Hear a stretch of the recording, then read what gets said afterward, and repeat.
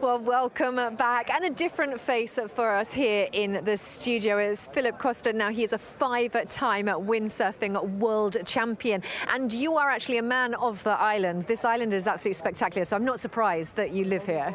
Yeah, it's a very nice island. I'm really glad to be here at the rally this year.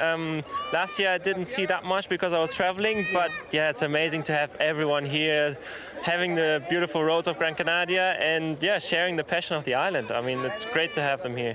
Well, we have got some of the most passionate fans here, absolutely incredible, and you're right. For ERC, when we were here, we were absolutely surprised by the fans, but now it is just absolutely incredible.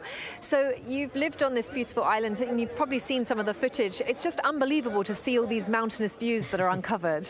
Yeah, the mountains are unbelievable. I would never drive as fast as the rally drivers there. I would go the speed limit, obviously, but yeah, they go triple the speed and I just can't believe how they do it.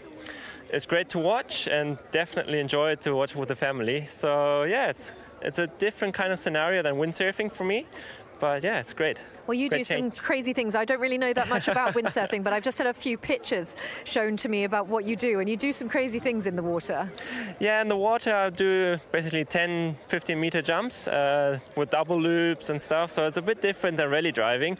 But yeah, I've been at the motorsport events for a few times, 3 years now, and yeah, it's exciting to watch different kind of things, get the mind off the windsurfing part a bit. Yeah. And yeah, also now this year it's great to watch Kalle at the event here in Gran Canaria, and yeah, he's been winning here everything, so it's great to watch, so really exciting. Well, as an athlete, it's one of those things where when it clicks, it's just absolutely incredible, and like you just said, stage win after stage win, it really is amazing when even as an athlete you can appreciate another one just achieving the absolute maximum. Yeah, as an athlete, this is the best. That's what you want to have. You want to have all the back-to-back wins. They give you confidence, and yeah, like in windsurfing, I had a few good years where I was winning kind of every event, which is great, the best way to start, and yeah, just boost your confidence, and yeah, everything just works better then. Well, you've got your family with you and you're going to go out onto the stages, and once you are out on a stage and you see the cars going past, that's when you really do see how absolutely incredible rallying is, so you're quite excited to head out there. Yeah, I'm really excited to head out there with the family. Yeah, my daughter, she's 5 years old. Yesterday while I was bringing her to school, she saw a rally car on the road and she was so excited to watch it. So today in the morning we said, yeah, we're going to go watch it live. And yeah, she's really excited, I'm really excited, and yeah, can't wait to see it. I mean, it's so different to windsurfing, and yeah, stoked. We've been learning about the weather here because actually it's quite grey and cloudy, but that's quite regular for this area apparently. For this area here in the northern part of the island, it's kind of regular. It happens more often than you think. The south of the islands is very dry. Normally you don't get rain maybe once or twice a year, but not much. So it's kind of a mixed weather, but yeah, in the mountains you can get kind of everything. Not snow really, but you can get the foggy, rainy weather. So for rally driving, I think it's quite exciting. We've seen some of that fog coming in. All right, we really do appreciate your time. Have an amazing time out on the stages. Okay, well, it is Paul King in the media zone. Let's head down to him. Well, it was a disaster, your comments on that last stage, Josh. I mean, it just seems it's one step forward, 2 steps backwards. I mean, is that because of the changing in the surface every time? Because obviously you come up with one idea and then it seems like the road surface is changing with every stage as well, right?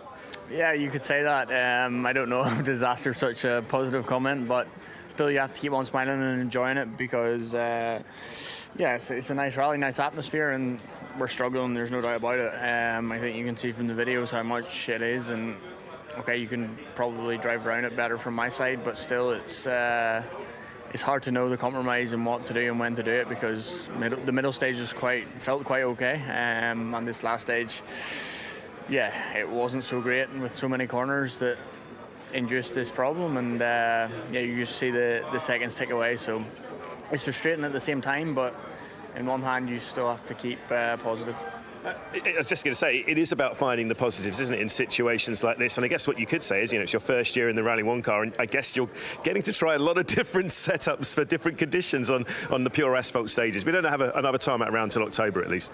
Yeah, you can look at it as a positive, but honestly, there's so many things. The team's working really hard to try find solutions, and with Greg also, it's the same picture, it's the same boat we're in, and if anything, we've got a bit closer to that there point this morning, and hopefully we can try keep on improving this afternoon. What would you expect from the afternoon stages? I mean, it did heat up a little bit yesterday. I know it's cloudy over here. What's it been like on the other side of the mountain? And will we expect another increase in temperatures, at least for the second loop?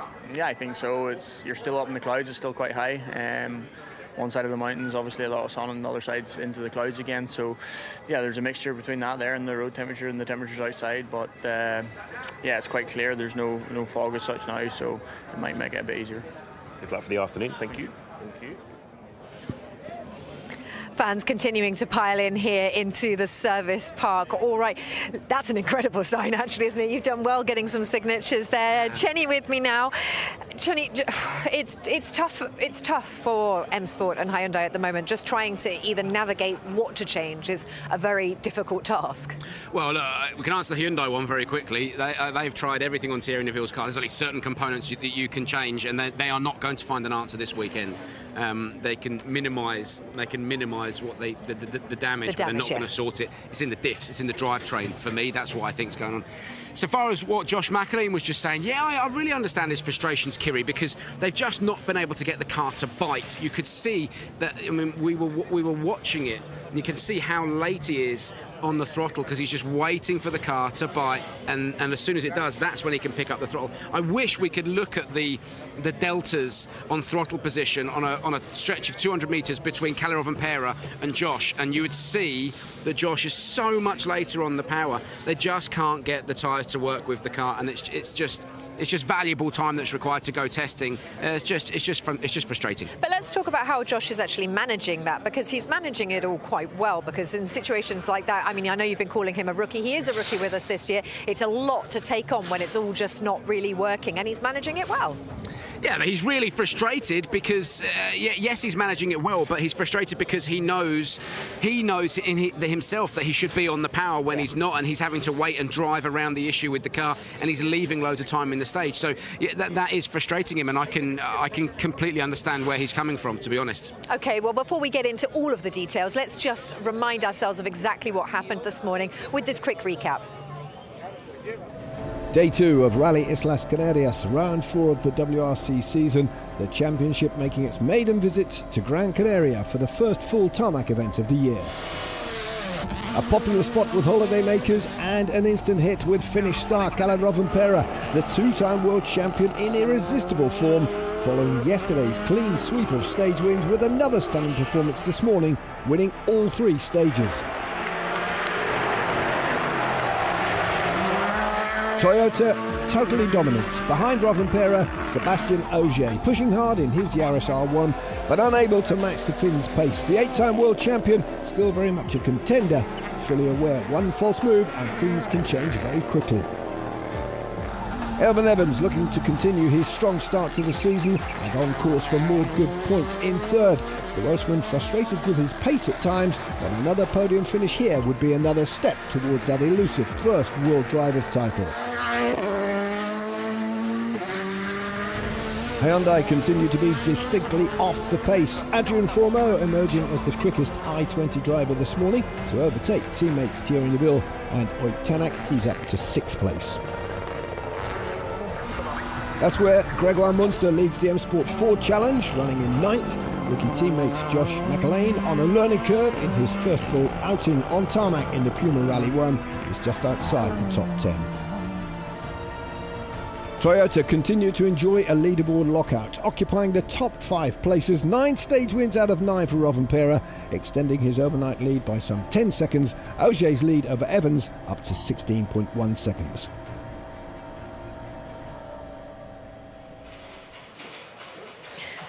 Yeah, it is a substantial lead that Kalle Rovanperä has over Sebastian Ogier. There was sort of a moment where we thought that Ogier might get a stage win, but it has been an incredible run from Kalle at the moment. Obviously, we've been hearing from both sides of the party. We're in Hyundai at the moment. Sorry. Did you get stuck in the crowd? Yeah, I got covered. Sorry. Sorry, I got stopped by somebody. That's all right. But I could hear everything you were saying. Well, it was good. Yeah, it was very good. Yeah. I can go again. All right, we have heard from both sides of the party, but we're also going to hear from our drivers as well. So we'll listen to Thierry and then we'll regroup. PK's down with Thierry Neuville. Well, Thierry, still a bit of a frustration with that base setup. Obviously, wasn't the way to go. I wanted to ask you first of all, obviously, you came away from the test feeling, you chose that for a reason. And why was it such a big surprise when you got here from the, the work done and, of course, Serena Morena last week? Just the conditions weren't what you expected, or what?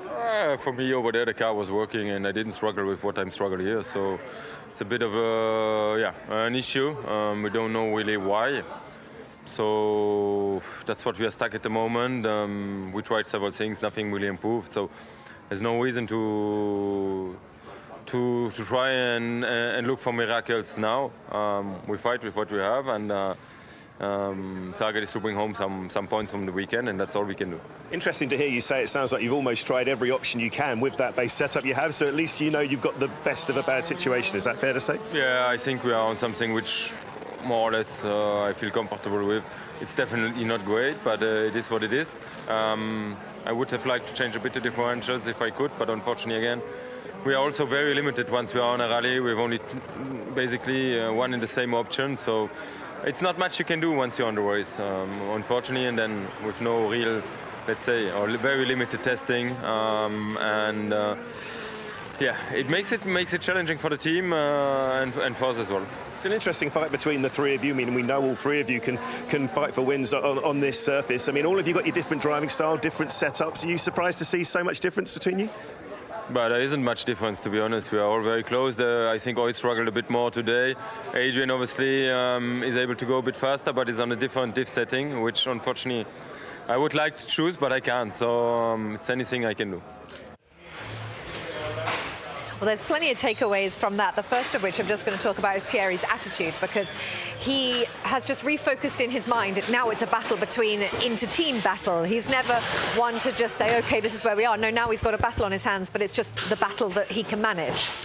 Yeah, I mean, look, obviously it is. They're not going to be able to sort this problem out. I've said that already.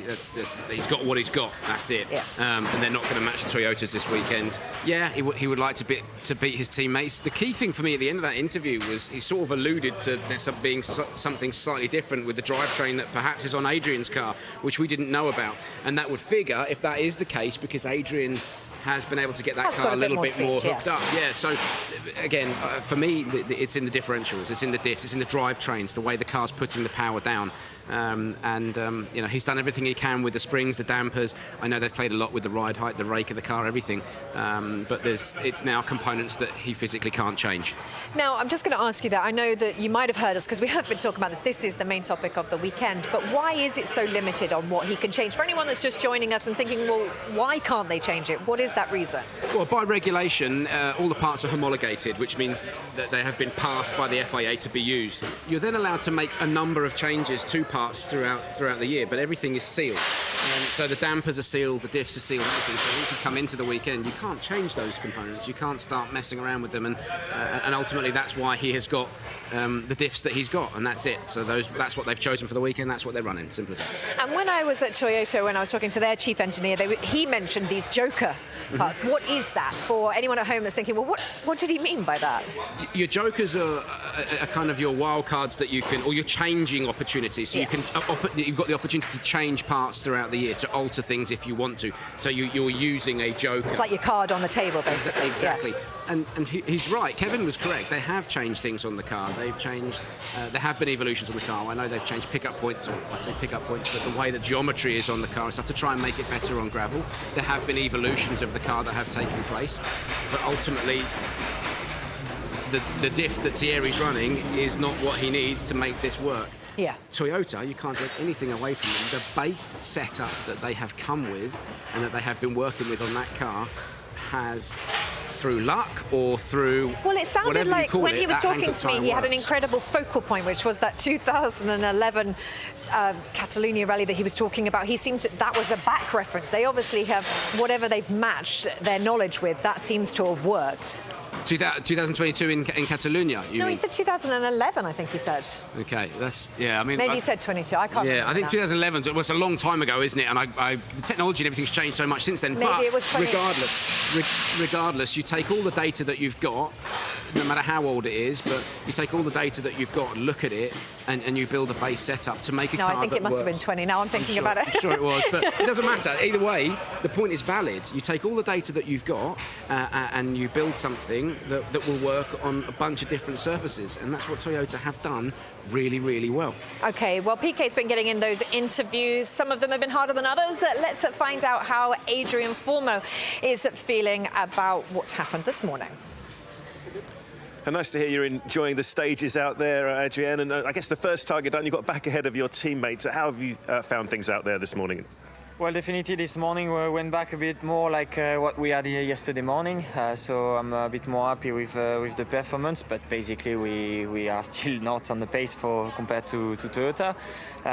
We have one issue with the car. We don't really get a lot of rotation when it's a smooth tarmac, so it's not easy. So then we try to compensate with setup, but at the end you compensate, but it's not ideal.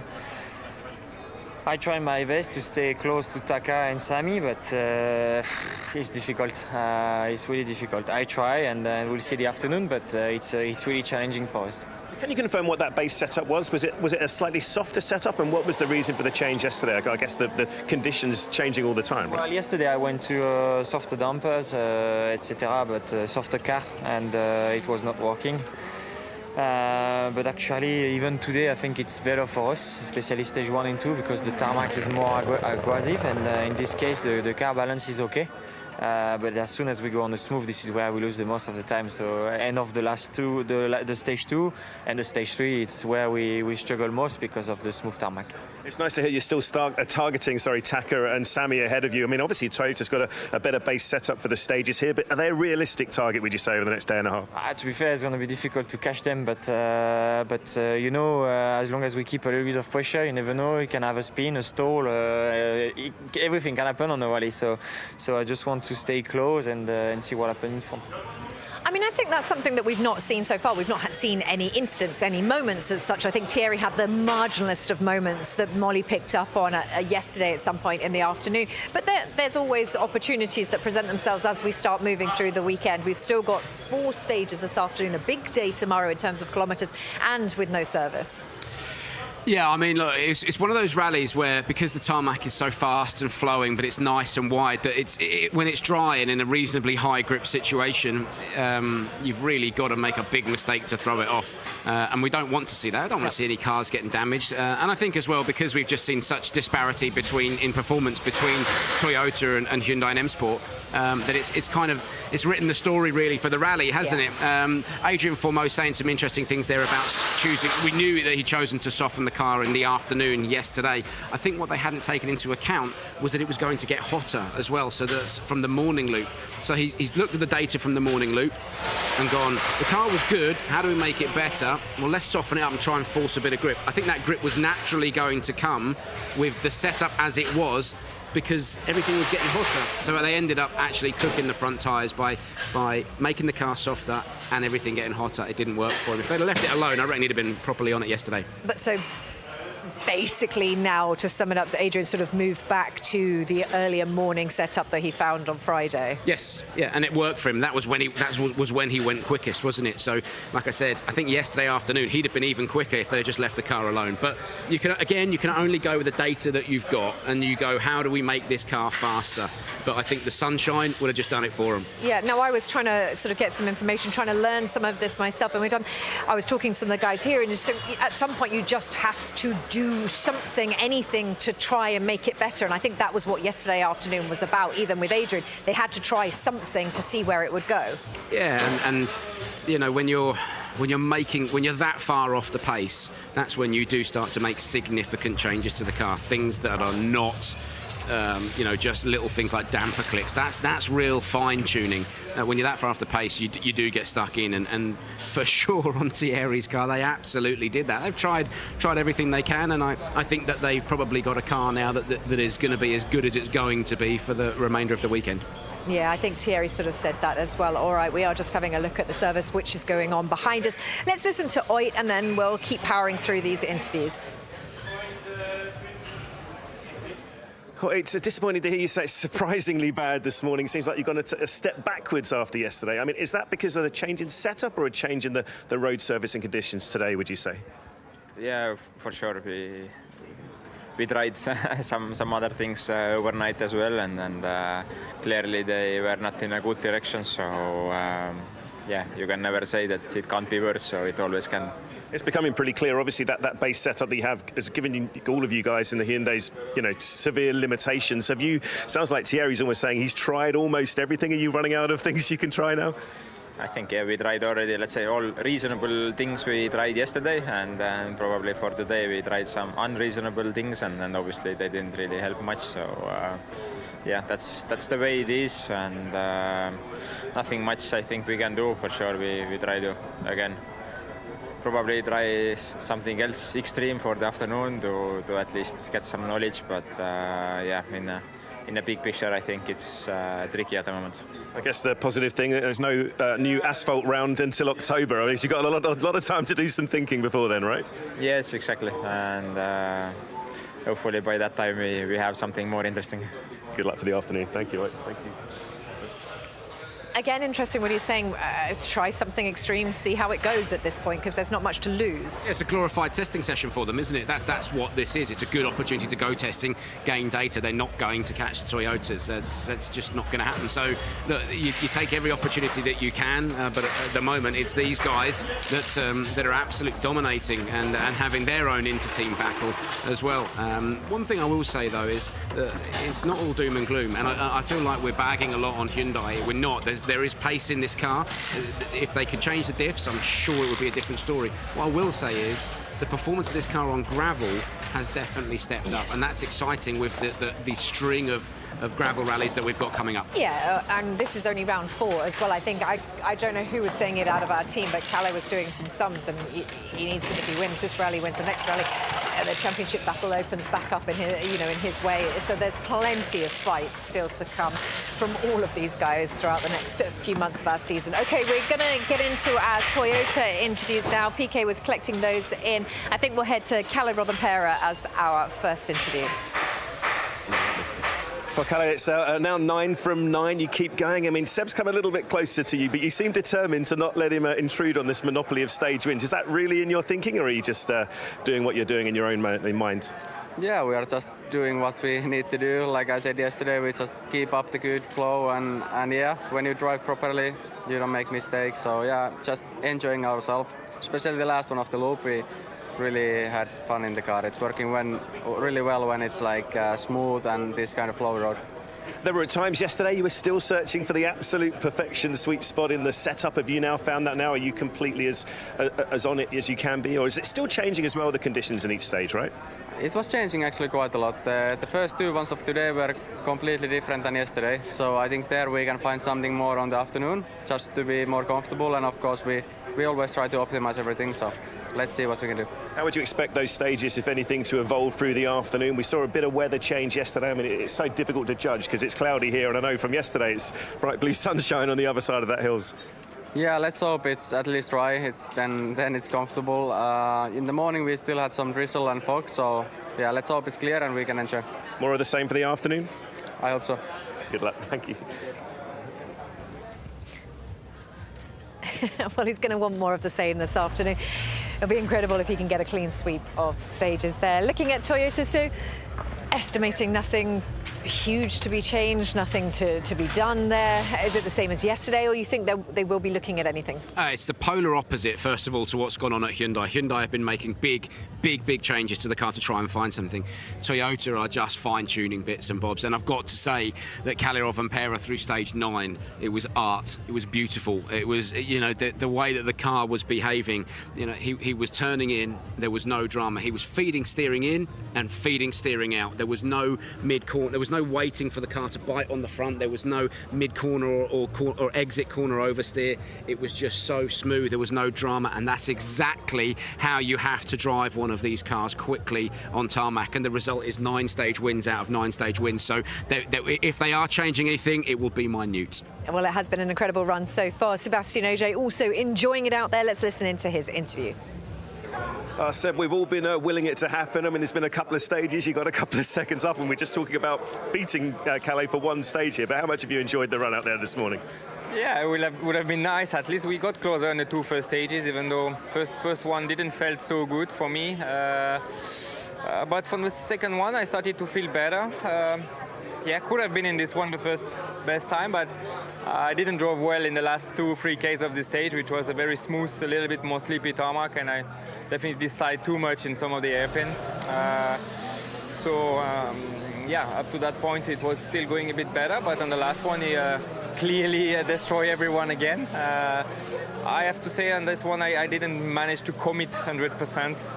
Some places are very, very fast, and you're just like on the edge of a big cliff, and you're just like thinking, okay, here I definitely need to stay on the road. So yeah, it's not a stage for people who are over 30, I believe, over 40. Yeah, I can testify to that. I came down one of those yesterday. It is frightening at times. I mean, I don't think I've ever heard you say that, though. You're frightened, but I mean, it does come with age, doesn't it? Yeah, I mean, since a couple of years already, I mentioned that, I'm not taking the same risk I was doing 10 years ago, maybe, for sure, but no excuse, it's rally. I think sometimes my experience can compensate in some places, but some others, I accept to, let's say, lose a little bit. And anyway, now the gap was already, too big yesterday night, and it just went the wrong direction again the whole morning. So it's, we were not really on the edge trying to take all the risks. So now the notes are confirmed, so we can enjoy hopefully even more the afternoon, and hopefully confirm also that we've made some little step in terms of setup. Yeah, it is fascinating to watch the split times as well, thinking of that sort of working window for the tyres, because you often see like a couple of seconds up and then it comes down.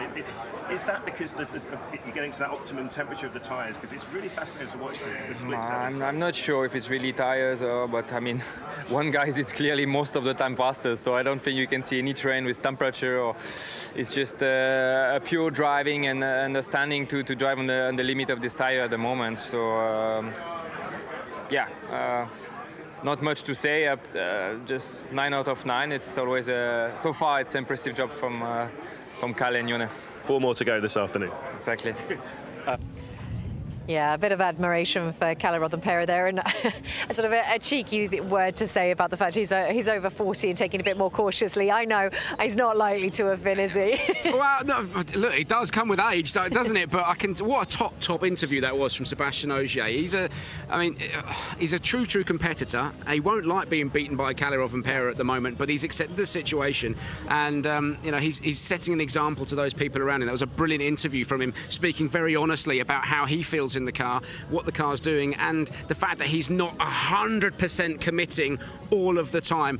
I don't think he's going to catch Kalle Rothenpera. That's not going to happen. Nonetheless, still, he hasn't been in the car for a while, and he's knocked some rust off, and second's not bad. And you can see by the smile on his face every time he walks past us, every time he's in the service park, he's enjoying being back. Okay, we've probably only got about a minute left before we go off air for a bit. The next stage will be your way at 3 o'clock local time.